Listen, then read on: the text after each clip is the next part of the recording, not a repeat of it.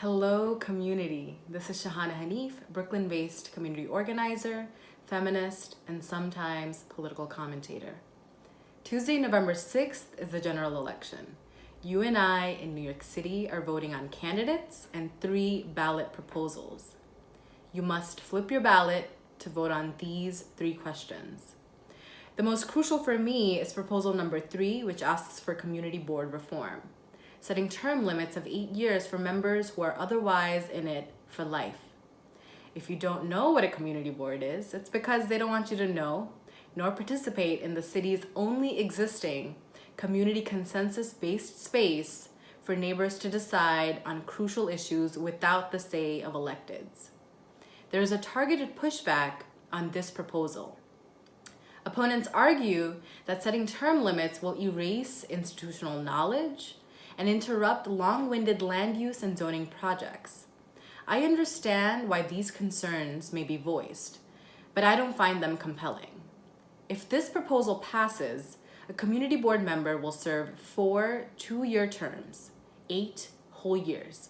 Once their term ends, they are not banned from attending meetings, and if they so wish, they can wait 2 years and apply for reappointment. In neighborhoods like mine, where there's severe rigidity in community board leadership and demographic representation, the implementation of term limits would democratize the space. I don't believe term limits erase institutional knowledge. Preservation should be actualized in ways that encourage passing the torch. My assigned community board has not had a working website, failed to encourage attendance of the public or existing communities impacted by zoning, land use discussions, or even address other pressing concerns of residents, including affordable housing and subway improvements.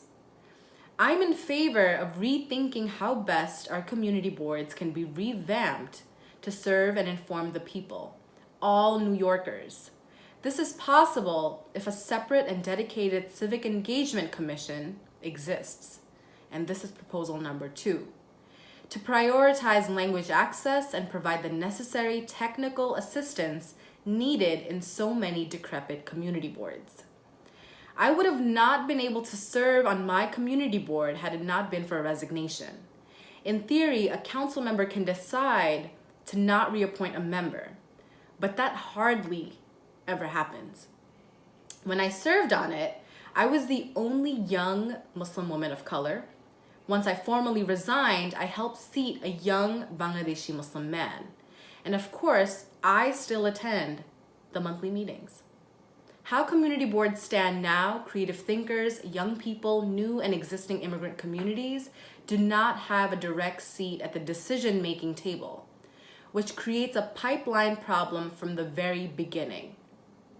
An argument can also be made that current and long-time community board members are quick in their negotiations with developers, directly inviting gentrification in our communities.